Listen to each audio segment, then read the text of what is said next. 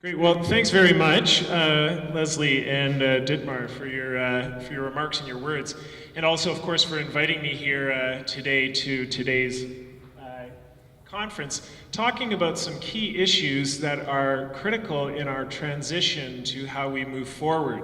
My presentation, oh, it's not up yet, but the idea around my presentation is around money. How does money impact our economy, and how can we look at money in a bit of a different way? I've got a certain amount of experience with money even before I was born, and the reason being, of course, is because my father was a banker and my mother was a banker. So I had the banking mentality even in the womb, and as I grew up, my parents, of course, naturally wanted me to become a banker because there was so much banking in our family. And they were unfortunately surprised when I told them that I was going to school for theater. And they were even more surprised when I said, I can act like a banker, but I won't actually be able to be a banker. Well, my parents weren't too excited about this, so they basically said, look, if you're going to go and study at college, you need to then study in another degree in order to be more professional. So I studied math. However, my final thesis project was actually using theater to teach mathematic concepts to students in elementary school, and it was at this point that I started my long interest in mathematics, finance, and ultimately the economy. So I've been very curious this entire time about wondering, what is this thing that we call money? We take it for granted, we use it every day, but really, what is it? And I've got a definition here, and I'll just briefly mention that first. Money isn't a commodity, such as gold, or an officially issued coin or paper note that is legally established as an exchangeable equivalent of all other commodities, such as goods and services, and is used as a measure of their comparative values on the market. However, money has different meanings to all of us, and money has a long history even here in Canada. So, what was Canada's first form of money? And if it works, this is it. That's right. The medium of exchange was beaver and beaver pelt back in the 17th century New France. And this is the means by which individuals could go and trade back and forth in different items. You may have heard the phrase, shelling out some cash. Well, that phrase comes from the wampum, which was First Nations in the east coast of Canada trading back and forth small shells as a means and a medium of exchange. In the 1600s, the Treasury in Eastern Canada had a bit of a challenge, so they issued a form of paper money temporarily on the back of playing cards. And to this day, you can actually go to the Canadian Mint and purchase playing card money, which is made out of a number of alloys, including gold and silver. So money's had a whole bunch of different forms. And back in the 1800s, 1700s, 1800s, major banks issued different forms of currency. So even in Canada, we had multiple currencies for basically most of our establishment as a country. And it wasn't until 1949 that the Bank of Canada, which had only been established a few years earlier, basically said you need to withdraw all the different forms of currency out of the Canadian currency to only have the Canadian dollar. So we think sometimes that the Canadian dollar has this sort of permanence, but really there was multiple forms of currency up until only as recently as 1949, 1950. Now, just earlier than that, internationally, a lot of the major countries got together in the United States, in eastern United States and Massachusetts, I believe, and the Bretton Woods system basically said, money is tied to gold. It had value. It could be backed by gold. So if you needed to, you could exchange your money and receive gold in return. Then in 1971, Nixon did something called the Nixon shock. And that was, he took the United States dollar off of the gold standard. And countries a little bit before and mostly after did the same, which basically meant that money was no longer backed by gold. It was floating. And as a result of this, what happened was, essentially, money became a concept. Similar to our economy. We think of money as something as having solidity, but really it's a collective agreement by which we have all come to understand that this one piece of paper has value and is exchangeable for some goods or services. But what it really means for us as we transition into challenging times is that if money is a concept and if the economy is a concept, we have the power to change that concept. It is up to us to be able to form the ways and the relationships that we have with money. Money, of course, has had a deep impact in our lives and in the environment.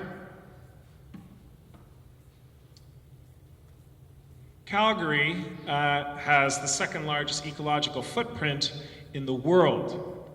And when I was flying out of Dubai, a number of years ago in 2008, I was struck by all the construction cranes as I was leaving the airport in United Arab Emirates. And when I flew into Calgary, I noticed there's a lot of construction cranes, and there's a lot of development and a lot of construction right around that time. And indeed, the amount of money that we use for development is extreme and has its impact. For those who aren't sure, I mean, I'm assuming many of us understand an ecological footprint, but essentially it's an area of land in which we would need the resources to supply our consumption. And for Calgary, it's about 100 times the present size of the city of Calgary, 100 times larger. Money has also had an impact on the individuals that live in our province. The minimum wage just recently went up to $10.20 per hour as a minimum wage, but if you add up that in its totality as a full-time job, 35 hours a week, 52 weeks of the year sort of thing, it comes to about $18,500 per annum. However, the government-issued LICO rate, which stands for Low Income Cutoff, is $21,000. So what that means is that automatically, if you work at a minimum wage job, you're automatically entering into low income, which is another way for saying poverty. And it's fascinating that in this province, we are allowing our citizens to automatically be into poverty just by the very nature of taking work and working hard full time. Vibrant Communities Calgary and many other organizations have observed this, and they have called for something called the living wage. And the living wage, according to them, is $17.29 per hour without benefits, and with benefits it's $16 an hour. This is a significant shift and a significant difference. Now, after I studied mathematics in my undergrad, I went on to do my master's degree, and part of my master's degree had me working in India. And I worked in some small villages, particularly on microcredit financing as well as money lending. And what I noticed was that the money lenders in these small rural communities, as well as individuals who were receiving some of the loans. And essentially what happened there, of course, is that the money lenders would charge an extremely high rate of interest on the money that they lent out. So much so that some men actually went missing from villages if they couldn't repay the loans. So this is an extremely stressful and dangerous situation in many regards. And then when I went and I worked with other families that were tilling the land, simple jobs, essentially living in poverty, their lives had a certain vibrancy. A vibrancy that I was fascinated by. There was energy. When I left the country and I flew back into Canada, one of the first things I did is I got on a C train and at 8 a.m. in the morning rush, and everybody was doing this. Or they were doing this. But but very much in an isolated way. And I think we've all seen that and experienced that. And it was so shocking to me because of the sheer shift that I had just experienced in this other country of the types of relationships that we have here in Canada. And I started questioning, as an affluent country, are we happier? Are we more connected as people as a result of our affluence, of our result of the increased number of the amount of revenue that we bring in? And James spoke a little bit about this last night, and it was approximately at this point that I came across Mark Anielewski's The Economics of Happiness, which I'm sure many of you know, perhaps have read and studied. Well, in his work, he comments on genuine wealth. And genuine wealth being connected to well-being. The New Economics Foundation had a well-being manifesto, and I've worked a little bit with the New Economics Foundation based in the UK, and they have 3 sort of ways of looking at wealth and where well-being comes from. 50% of our well-being is attributed to genetics, parenting, upbringing, family. 40% is attributed to our social engagements, the way that we engage in community, exercising, socializing, meaningful work. 10% of our well-being can be attributed to finances. So it's interesting that even statistically, our well-being isn't directly connected to our finances, and yet we put so much emphasis on this thing called the GDP as a nation, and we put so much emphasis on trying to acquire money. Now, Mark sort of breaks up genuine wealth into these different forms of capital, so that if we can look at a certain community, then we are able to sort of analyze in many regards how well a community doing, what is the well-being of a community, and what is its wealth under these forms of different capital. So human capital, of course, is our skills, our knowledge, our physical, our spiritual, emotional health. Social capital, our relationships, how we engage with others, community development, reciprocity. Then there's natural capital. It's our gas, our oil, our land, our ecosystem.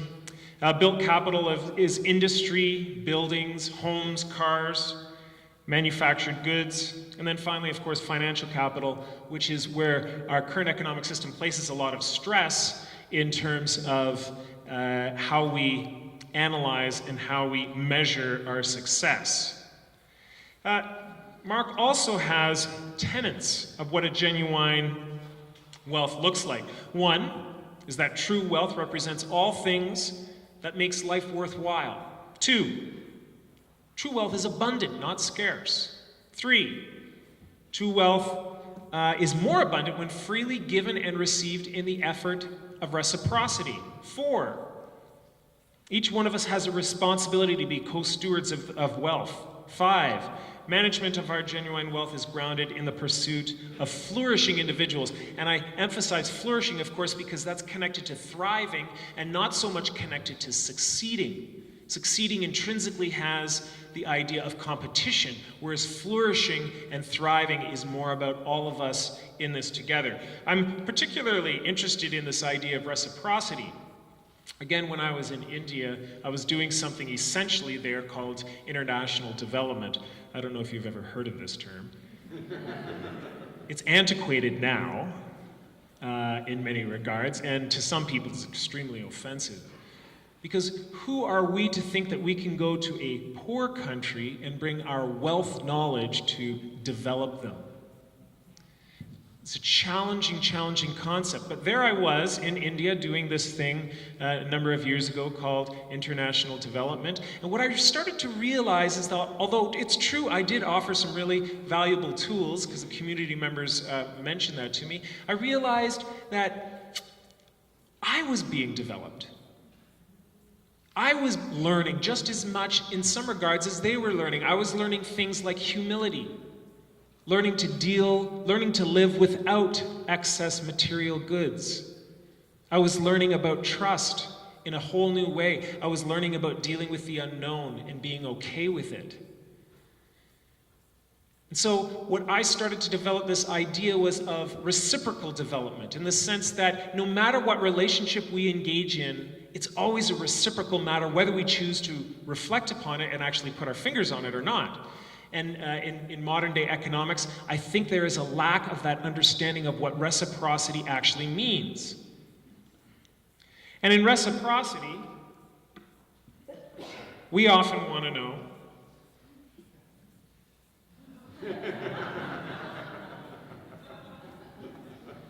who needs money?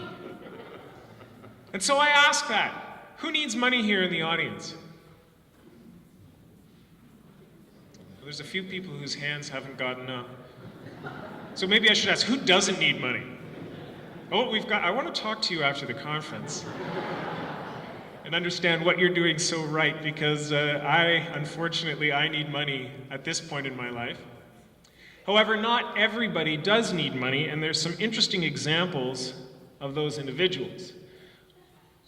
On the left-hand side there's a woman named Mildred Lisette Norman, commonly known as the Peace Pilgrim. In 1953, at the age of 45, she gave up all of her possessions, sold everything, and started to walk across the country penniless. She neither accepted money nor used money for the rest of her life. She refused to accept money. She walked across the country 5 times and was able to survive extremely happily with nothing. Even into her 80s, she traveled penniless. So I start to wonder, how is that possible?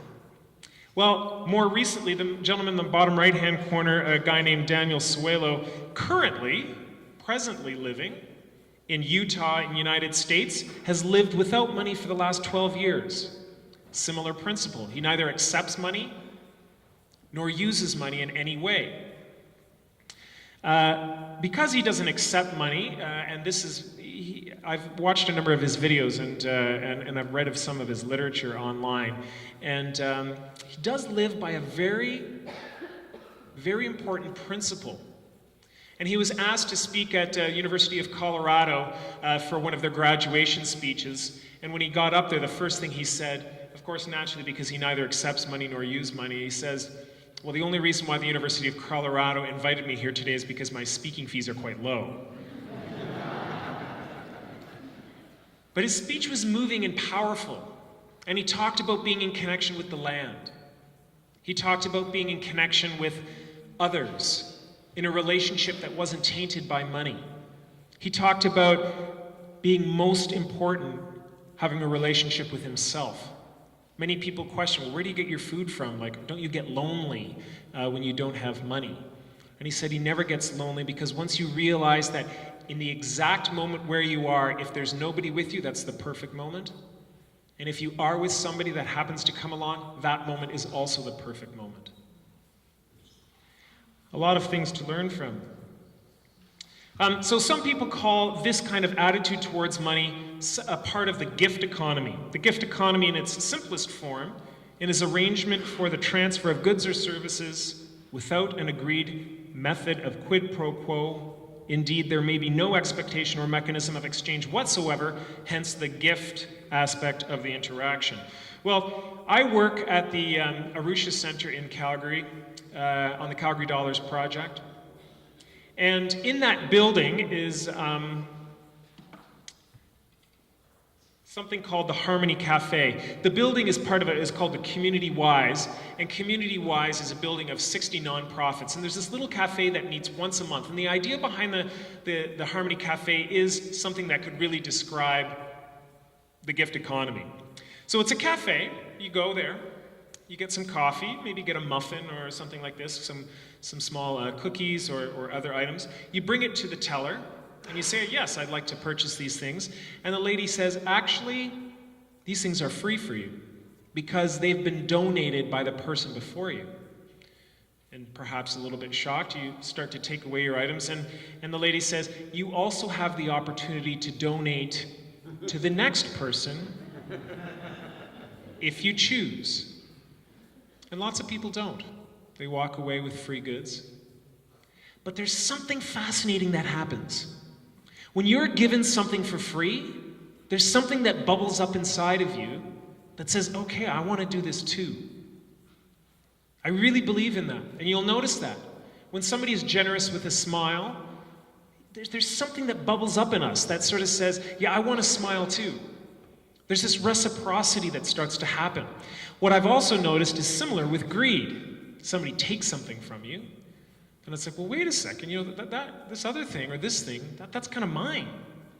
There's this interesting dynamic that happens with humans around reciprocity. So that system at the Harmony Cafe is called a pay-it-forward system.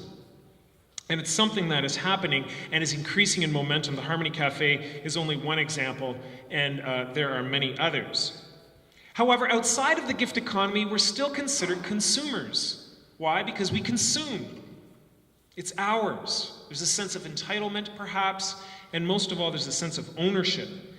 We're considered consumers as opposed to citizens. Of course, citizens being responsible for the well-being of our communities, and consumers there to consume and to deplete. With consumption comes debt. This graph shows Canadian national debt. You'll notice that we are in 2012 almost $1.4 trillion in debt. As a GDP at that time in 2013, it was $1.8 trillion. So basically our debt is almost matching our revenue. You'll notice the green line up there, and the green line is that it goes to 90% on the right-hand side. That's a percentage of our debt compared to our GDP. Globally, we have a GWP, gross world product, of $71 trillion, and a GWD, which is our gross world debt, at $54 trillion. It's catching up. In other words, the amount of debt that we have from nation to nation is increasing so much that it's catching up with what we can actually produce financially. What will happen, and there's been talk about this, when our debt exceeds the amount of money that we can actually restore. This form of debt is intrinsic to our system. Money is created on the basis of debt. People wonder, well, how is money actually created?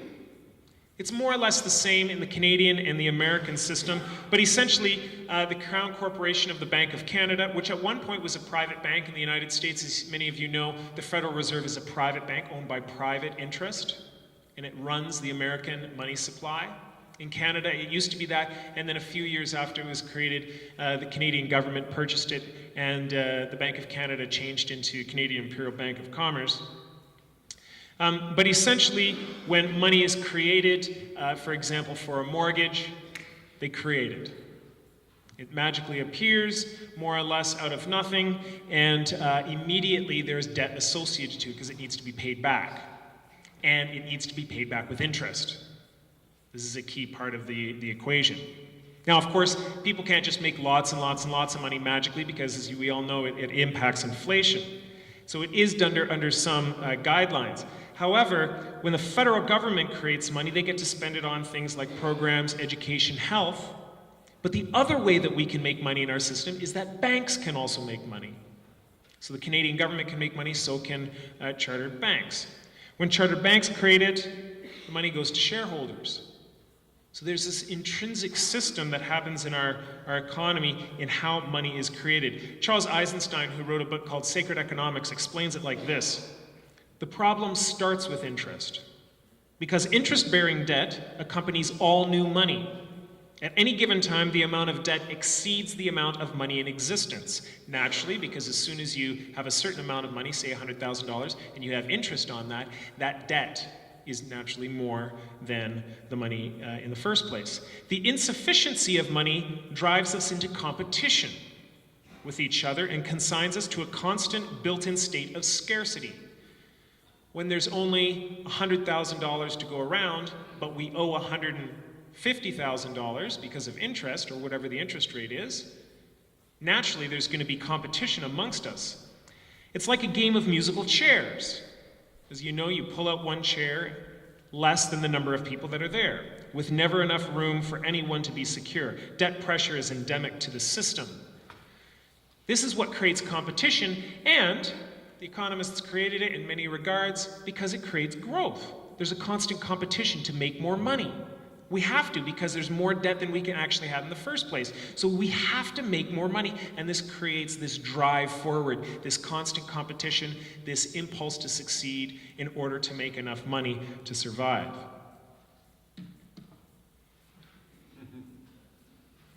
So the problem starts with interest. Interest, however, we all kind of take it for granted. You get a mortgage, you pay interest, you pay interest on visa debt. However, interest was once abolished and considered a sin. Usury, which is another way of saying charging interest on money, was denounced by spiritual leaders, Judaism, Christianity, and Islam. And in fact, today, Islamic banks really make an effort to create an interest-free banking system. But around the 1500s, King Henry VIII legalized usury. And then in the years following that, we as a culture started to relax this notion that interest was bad. And now we take it for granted. However, interest can be changed. As James mentioned last night, the YAC Members Bank of Sweden has a no-interest policy. So when you go and you get a loan amongst its members, the loan is supplied by money that's put into the system by its members, and there's no interest on it. You can have a loan without needing to pay interest on it. The bank survives through membership fees, etc. But the key point is that as a bank, it's non-profit, so it's not out to make money as a bank. It pays its employees, etc., but it's not out to make money. Unlike our chartered and registered banks, which are out there to supply money for their shareholders to go around the world. So there's a profit margin intrinsic into our banking system. However, the YAC Bank is there to serve its community. The difference being, of course, serving people as opposed to serving people and their needs, as opposed to filling people's pocketbooks. I have another quote I'd like to read from a prominent individual. He says, "I see in the near future a crisis approach that unnerves me and causes me to tremble for the safety of our country. Corporations have been enthroned. An era of corruption will follow, and the money power of the country will endeavor to prolong its reign by working upon the prejudices of its people until the wealth is aggregated in a few hands and the republic destroyed. The government should create, issue, and circulate all currency, not banks, and credits needed to satisfy the spending power of the government and the buying power of citizens. By the adoption of these principles, the taxpayers will be saved immense sums of interest. Money will cease to become the master and instead the servant of humanity." That was Abraham Lincoln. Our presidents and our prime ministers have also acknowledged this. William Lyon Mackenzie also said that usury, once in control, will wreck any nation. And he said that the sovereignty of Parliament and the democracy will become idle and futile if we allow it to happen. Yet it is very much intrinsically part of our system. The design of our monetary system can be seen in this way, with debt interest as flawed. Our monetary design fails more than just the nation. It also fails our communities. So in Gander, Newfoundland, which has a type of economy that's still in need, still in want, if you compare that to Fort Mac, which, as we know, is doing fairly well because of the oil industry, but it's the same currency that works for both these economies. So it creates it out of balance, and it creates some provinces and cities that are have not provinces and cities, and some cities that are have provinces and cities. Jane Jacobs put it this way: cities need different corrections at given times, and yet all share a currency that gives them the same information at any given time. Individual city currencies indeed serve as an elegant feedback controls because they trigger specifically appropriate corrections to specific responding mechanisms. Basically saying if we can have community currencies, it will be able to better balance the needs of that community from different parts of one across the nation. So, how many here are part of a city or a local currency program? Put up your hand. That's 1, 2 people. How many people are part of the frequent flyer program? Put up your hand. So more people in the room. You are part of a complementary currency system if you're part of a frequent flyer program. Complementary currencies are local currencies. And this idea of having a currency just for a city or for a region is not new. In fact, in Alberta, in the 1930s, we had something called the Prosperity Certificate. And William Aberhart, the premier at the time, he actually won the 1935 election in part because of this scheme. The idea was this. This was to help battle the dirty 30s and the Great Depression. He created these certificates, these dollars, as a way of stimulating the economy. Well, how do you stimulate the economy? By adding a new currency into circulation? Well, on the back of each one of these dollars, it looked like this. And you'll notice there's stamps. The idea is you had to pay a cent for this stamp, and you had to apply the stamp on the back of the dollar every week. And if you didn't, then the dollar no longer became valid. So you had to pay money to keep your dollar value. Now, of course, if you spent the dollar within that week, then you didn't have to pay the tax. That was quite an incentive, you could call it, in order to get your money moving. And of course, that created money velocity. It increased the movement of money in the system, which of course stimulates the economy.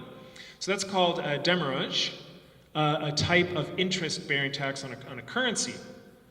Now, there are other, well, of course, the Canadian government kind of heard about this, and the stamps glue kind of wasn't so great, so the stamps kind of fell off, and the Canadian government didn't really like the fact that there was competing currency, so they kind of kiboshed the system. It would only lasted about 1.5 years. But the idea was that during its time, it worked. There are a whole bunch of different currencies in Canada. In the top there, left-hand corner, is the community currency and community dollars. That's based out of the Columbia Basin. There's the Calgary dollars, which I'm part of. There's Toronto dollars, Salt Spring Island dollars, Chemainus dollars. There's some 30 different complementary currencies across Canada.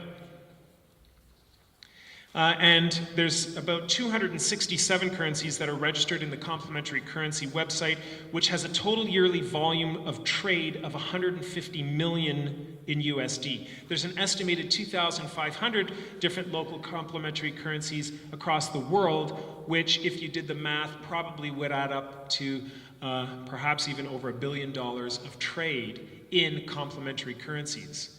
These are quite popular. I just was recently at an international conference of complementary currency, and hundreds of currencies were represented there that day, talking about how can currency change the way we view our economy and ultimately our communities. There's different types of complementary currencies. There's the LETS system, which is a local exchange trading system. And that was started in the 1980s, or at least this concept was, by Michael Linton in British Columbia, and is very, very popular around the world. The idea is this: if I want to get my house painted among my membership, and somebody can supply that, they paint my house, and then I give them credit to do so. Then they can go and over here, maybe get an accountant to help them with their work if an accountant is part of the membership, and I can use the credits or that individual can use the credits to pay for that service. Because there's no dollars exchanged, where that's all held is in one central area or one central location that's open to the membership for everybody to be able to view the transactions. So it's all very transparent, and it's interest-free credit, and it's similar to, or it's considered a mutual credit system. Now, time-based currency is based on time. So it's a similar system, but now when I'm going to pay the fence, when somebody is going to come and paint my fence, they may help me out for an hour. But they get this time recorded that they've spent in an hour, and they go get a bookkeeper or somebody to help them out for an hour, and then they can spend that hour. And our dollar which the Calgary dollar system started out as, which was the Beau-Chinook barter community hours. But because the name was too long and complicated, they changed it to Calgary dollars shortly after. But the hour system is, of course, they had a dollar unit, and it had the word 1 hour on it. And then you could spend these hours amongst community members. There was half hours, there was quarter hours, there was tenth hours. And you could use these as an hour system with the dollars. Of course, frequent flyer program is a type of complementary currency. Why? Because you are collecting these credits as you go and as you spend money in certain locations that do the frequent flyer program, and then you can spend the credits on a flight, and it's mutually beneficial, of course, because flights that have empty seats, they help fill those seats. Script-based currencies, which basically means money, currencies that have a dollar bill money, have different incentives and disincentives. One of the incentives is that I'll give you 100 Calgary dollars, and you have to give me 90 Canadian dollars in exchange. So it's an incentive because it's like, oh, I'm getting a deal if I get in part of this system. There are disincentives in some places where you can back the currency with a bank. So you can go into a bank and you can say, yeah, I want to change my dollars, my Calgary dollars, or in a different case like one of the pound systems in the UK, you go to the bank and instead of having a dollar for dollar trade, you're kind of penalized at 10%. So you go with 100 pounds of the complementary currency and you only get 90 pounds of the British formal currency back. So there's different ways of doing complementary currencies. However, most complementary currencies have core values. One of them being, everyone is an asset in our community. We all have something of value to offer our community members. And this is how Calgary Dollars works. We really believe that everybody has something of value to offer. And it's just how do we actually exchange those ideas, and we can do that in the form of a currency. Some work is beyond a monetary price, and some transactions are beyond a monetary price. And some transactions, when there is that exchange, it's more than an exchange of money. The idea is that it's also an exchange of ideas, because the paper bill represents the fact that we're going to be spending locally, or we're going to be trying to bolster our communities instead of offshore interests. It's also an exchange of support, because sometimes what happens is that when you're trading the Calgary dollars or the complementary currency, the person says, oh, thanks, thank you very much, I appreciate this exchange, and I happen to have a few extra volunteer hours, I really love what you're doing, I wouldn't mind volunteering with you. And we find that people who use complementary currencies increase this kind of volunteerism.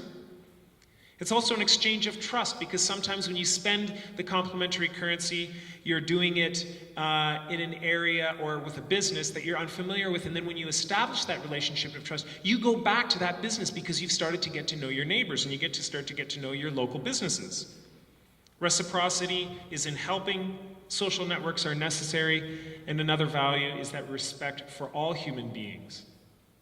There's benefits that come with complementary currencies. First of all, buy local. The whole idea of supporting our local businesses is a benefit of a complementary currency. Now, some of you have heard of the leaky bucket theory or a leaky bucket economy, and essentially what that means is that you go to the local Walmart in Edmonton. I don't know if there's one here. In Calgary, there's a Walmart. And you spend your dollars. And some of the money stays in Calgary, some of the money stays in the city, because of course it's paying employees and they're buying some of the items there. But some of the money goes back to head office in Atlanta, Georgia. And some money goes around the world to its different shareholders. So our money is leaking out of the system. With a complementary currency like Calgary dollars, you can only spend it in Calgary. So the money stays in our local economy and it supports the local economy. It's also part of something called the 7 times multiplier effect, which is, I spend my Calgary dollars at the grocery store, they spend it at the movie theater, they spend it at the hardware store, and it keeps getting spent around and it comes back to the grocery store. So because it's local, it creates velocity. It's moving faster, and therefore it's moving and picking up the local economy quicker than if it goes and starts to travel, if your Canadian dollar travels around Canada or gets transferred into American dollars and it's spent internationally. Complementary currencies also encourage enterprise development. At Calgary Dollars, many new businesses in entrepreneurial systems as well as different initiatives help small businesses or entrepreneurs to start their business. And in the comfort of working with Calgary Dollars, it creates kind of like this nested community where they can try out their ideas. It reduces carbon emissions because, of course, when you're spending locally, you're not spending internationally, so there's a less impact on the environment. It recognizes the informal economy, such as gifting, swapping, trading, bartering, and community development happens as a result, which I'll touch upon in a minute. And it encourages localization. Localization, James mentioned briefly last night, and I'm just going to want to touch upon it here. You'll notice on the left-hand side, external links are dominant.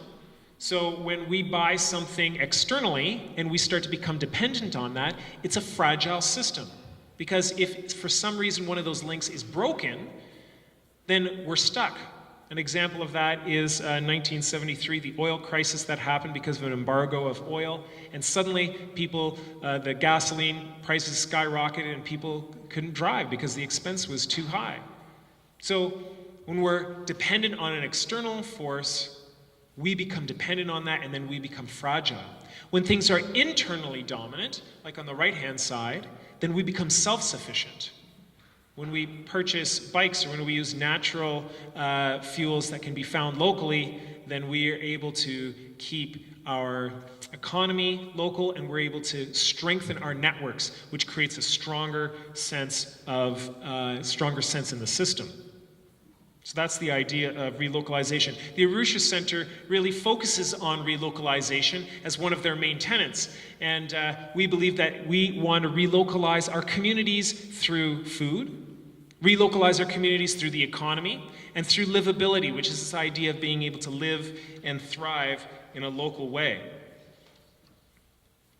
So the currency that I work with is called Calgary Dollars.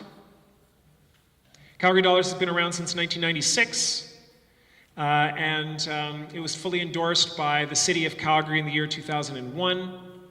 And you can buy at a number of local different stores. There's about 300 to 400 businesses that accept the Calgary Dollars. There's about 1,200 people in our system who uses the Calgary Dollars and about 800 members.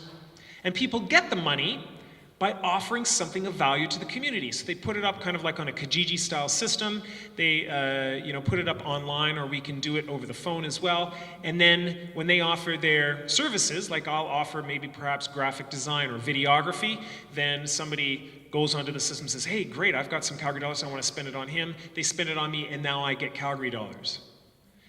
In our system, in Calgary Dollars, you can't back it at a bank because we believe, so what I mean by that is you can't go into a bank and exchange it for Canadian. Rather, the entire purpose is to support this idea of communal exchange. And here is a 2-minute video, if we could press play on that. Maybe not.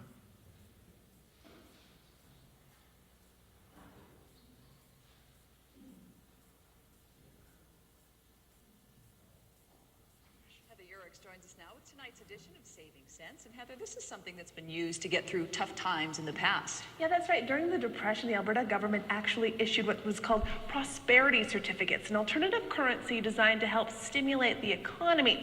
The idea is based on trading goods and services with no cash involved. But is it really the way to battle bad times? We checked it out. 25, 50, and 50's 100. It's payment for services rendered. Steve Liu puts up posters around the city, advertising this Eau Claire Market business. But that's not Canadian dollars he's earned. Those are Calgary dollars.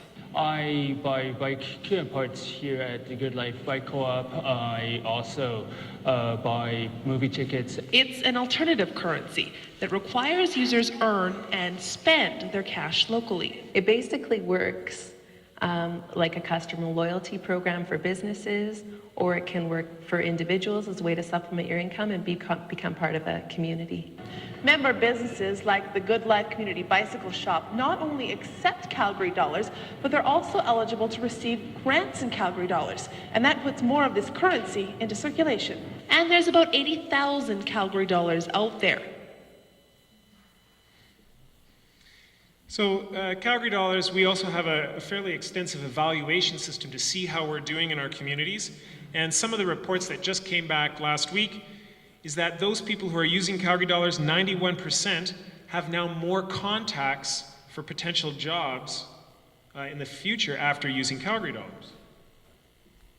48% are more involved in community issues. 54% said that they agreed that they have now established new relationships of trust due to Calgary dollars. 52% said that they will be better off a year from now after using Calgary dollars. And there's more statistics too if you're interested. Calgary dollars also has a granting program, as the lady mentioned in the video. We give out $20,000 a year to small grassroots granting projects. And so individuals, you don't have to be backed by an organization. Individuals can apply and receive funding from us, 50% in Calgary dollars, 50% in Canadian. But as we come to a close here in my speech, I wanted to really touch on where does respecting the land and the local money meet? How can we create this sense of respect even with money? And as Aldo Leopold said, we abuse land because we regard it as a commodity belonging to us. When we see land as a community to which we belong, we may begin to use it with love and respect. Another quote by an individual named Jared Kintz, who's a internet personality, said, "I'm going to change the world and all for under $14.95. I'm not going to change the world much, but hey, what do you expect for 15 bucks?" Now he's trying to be funny, but I actually think he's pointing to something deeper, in the sense that change doesn't have to be expensive. We don't actually have to do a lot in order to make, in some regards, a significant change. Our dollars are a vote. Every time that we spend a dollar on a Coca-Cola, what we're essentially saying is, I vote for you, Coca-Cola. I believe in your values. I believe what you're doing in community engagement. I believe what you're doing in our economy, and I'm voting for you. So similarly, when we spend our dollars on local goods and services or our local stores, what we're saying is, I believe in you, I believe in your values, and I want to support you. So that one of the greatest forms of change that we can make is in our purchasing power, how we spend our dollars, how we spend our money. We can also do things like rethink the way that we use money. Try complementary currency. Edmonton has one called the Riverdale dollars, if you weren't aware. We can create genuine wealth by investing in our neighbors and our communities. And mostly is that if currency and if money is only a concept, we have the power to change that concept. We've got the power collectively to make things different. And in order to change the concept out there, first we need to change the concept in ourselves. And that's possibly the greatest respect that we can have for the land, is by developing respect with ourselves and with each other. Thank you very much.